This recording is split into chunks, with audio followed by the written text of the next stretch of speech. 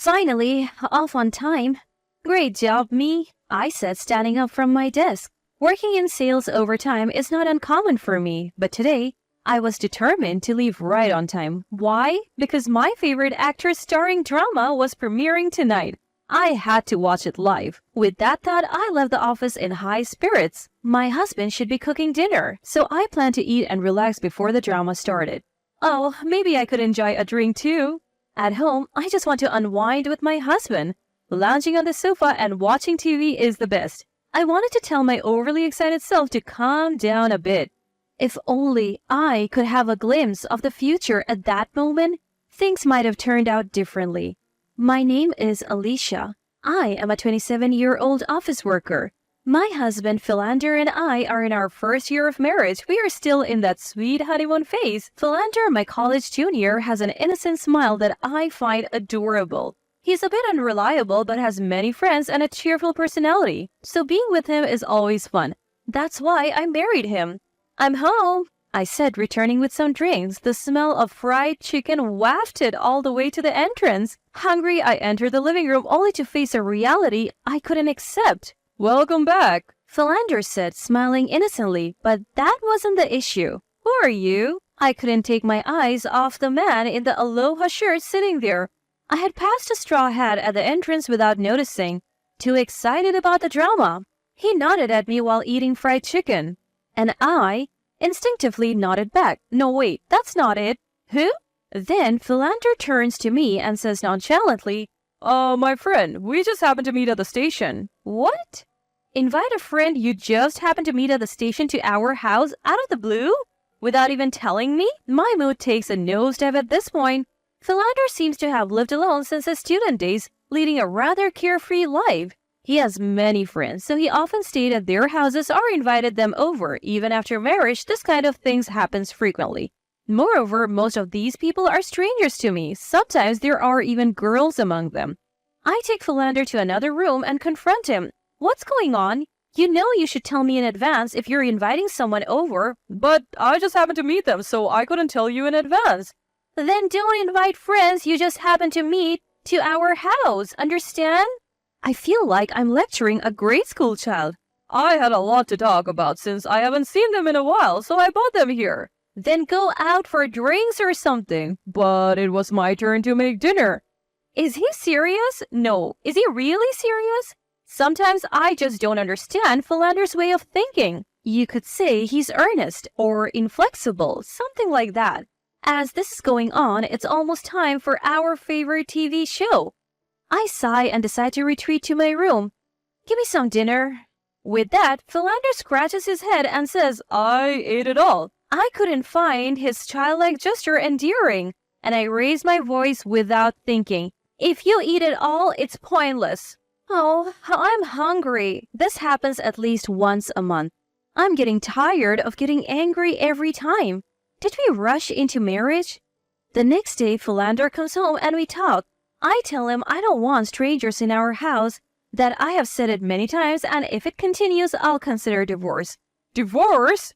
Philander is visibly shaken. It's only natural. I've told you many times. Also, please put in this month's living expenses soon. And you often invite friends but don't charge them for food, right? You should cover that cost, Philander. I'll cook, but I won't clean up. Don't make me say the same thing over and over. Then Philander nods sullenly. Will he understand now? Surely peaceful times will come now. A month later, when I come home from work and enter the entrance, I see unfamiliar bags and hats. No way. I rush to open the living room door and there are strangers again. Welcome back. Philander greets me with an unapologetic smile. My anger explodes. What's going on here? Everyone is taken aback and the atmosphere becomes tense. But I don't care. I have told you to stop this. Philander and his two friends visibly flinch. As I approach Philander, his friends quickly leave. I told you last time, right? You didn't forget what I said, did you? I said if it happens again, we're getting a divorce.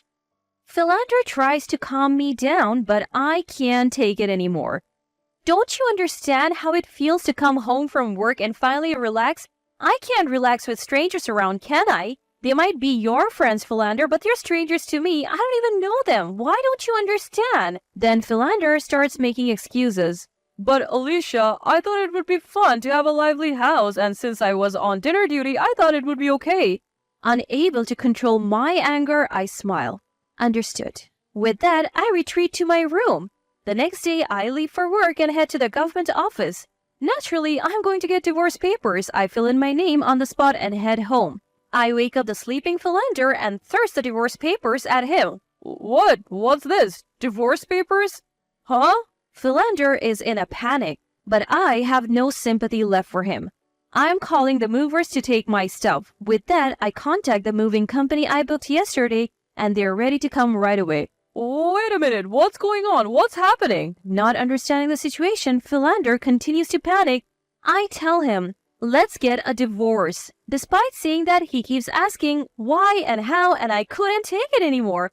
I told you if it happened again, we would get a divorce. I have expressed my feelings, haven't I? How many times do I have to say it? I can't go on with you. Let's get a divorce. After saying it once more, Philander finally seems to understand and his face turns pale. He apologizes repeatedly, trying to gain forgiveness. I'm sorry, really sorry. Please reconsider. How can I live without Alicia? As this is going on, the movers arrive. I brush off Philander and welcome the movers with a smile. Furniture, appliances, my belongings. Philander watches in shock as they're carried out one by one. All of them were bought with my savings from when I was single. Some were even things I used when I lived alone. Speaking of which, there's also the expensive table and sofa that he said he would pick out for me because my room wasn't stylish before we got married. But since I bought them with my money, I'll take them. The movers are efficient and the room is quickly cleared. Hey, Alicia, wait! How am I supposed to live? I was a fool to think his helplessness was part of his charm. I feel so pathetic I could cry. I bring over 2 large cardboard boxes. These are the things you used before we got married. You'll be fine with these. I don't need them, so I'm giving them back. Inside are a small rice cooker, frying pan, and pots. Also, I have decided to cancel the lease at the end of the month, so you better leave soon. Philander clings to me as I speak calmly, but I am too angry to bear it any longer. That's how important this space was to me. Why didn't he understand? A promise is a promise. Write this quickly. I forcibly hand a pen to Philander, who is still reluctant to fill out the divorce papers. I told you clearly, if it happened again, we would divorce. It's no joke. I have told you to stop so many times. Besides, this condominium is in my name. You moved into the place where I lived when I was single, Philander. Yet, why do you keep doing whatever you want? Finally realizing I was serious, Philander reluctantly began to fill out the divorce papers. You said you would work hard to get promoted quickly when we got married, but in the end, it seems like people at work say you can't do your job. Thanks to that, you have a low salary. No prospects for promotion. You don't even contribute to living expenses. I should have chosen a more reliable man. As I sighed, Philander looked frustrated. I never thought we would divorce over something so trivial. It was a short marriage. I can't live with someone who can't think of others. I snatched the divorce papers and left the house. I decided to live in the company dormitory for a while and take my time looking for a condominium. At least for now, I can have my own space. But that peaceful life was soon shattered. A week later, while relaxing in my dormitory, my mobile phone rang. It was Philander. I answered the phone, annoyed, and he said he wanted to talk and asked me to meet him. Honestly, I thought it was a hassle, but it would be more troublesome if he kept bothering me. I agreed and headed to the condominium we hadn't yet canceled. When I arrived at the entrance, Philander greeted me. As I entered the living room, Philander's mother was there. Why? My eyes widened as mother-in-law suddenly started accusing me. Alicia, what's this about suddenly wanting a divorce? How is this child supposed to live on his own? Mother-in-law adored Philander and always meddled in our affairs. I told her everything. I heard from Philander. But what's wrong with that? Isn't it good to have many friends? It's fun every day. No, it's not fun. To me, they're strangers. And why is his mother showing up now? My irritation grew. It's so pitiful that Philander is being divorced over something like this. Mother-in-law looked like she was about to cry, whether genuinely or not. Oh, really? So I am not pitiful? I almost said those words but swallowed them. It's pitiful for my son to be divorced. I should have married him to a younger girl. I reached my limit at that point. After all, she's a stranger to me now. I don't need to hold back. Yes, marrying a younger girl and getting financial help from parents to support the marriage would be something new. Or maybe you're looking for a high-earning young girl. Living in a cheap apartment with low salaries might work too. It fits your lifestyle. When I said that, both mother-in-law and Philander stared at me shocked. From the beginning, Philander wanted to live in a nice condominium, wanted stylish furnitures, and had desires he couldn't fulfill with his earnings. So I contributed more to living expenses. I thought it was okay since we were married, but inviting various friends into our space without any consultation is beyond common sense, don't you think? I glared and mother-in-law looked away. Having many friends and having fun? Do you really think so? If you do, shall I bring my friends to your house and suddenly drop in? I'll visit suddenly when you're relaxing, mother-in-law. Mother-in-law shook her head, trembling. Then you understand how I feel, right? You can't say such things because it's not your business. I turned to Philander. And Philander, remember when you said you didn't want me to invite my friends over because you didn't know them? You didn't come home all day that time, did you? I've always felt that way. Why don't you understand? I clearly remembered something I had almost forgotten. Philander looked guilty. So why did you bring mother-in-law here? Did you think you could persuade me and live a wealthy life again? Finally, Philander spoke. But we said we'd be together forever when we got married. Wasn't it fun being with me? Is he a child? I was shocked and appalled by his unexpected words. You can't live a married life based on whether it's fun or not, right? I felt a strange calmness, having moved beyond anger. I sighed heavily. Being with Philander was fun, but there were times when it felt like dealing with a child. I'm not your mother, you know.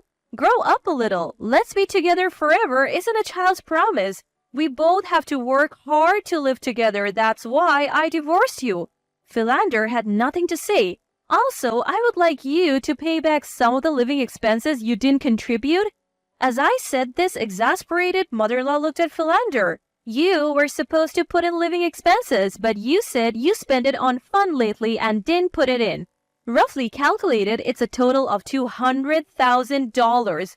A grown man who works and can't even put in that much is pathetic, isn't it? Suddenly, mother-in-law became hysterical. Philander, you're a good-for-nothing who can't even pay living expenses, just like your father.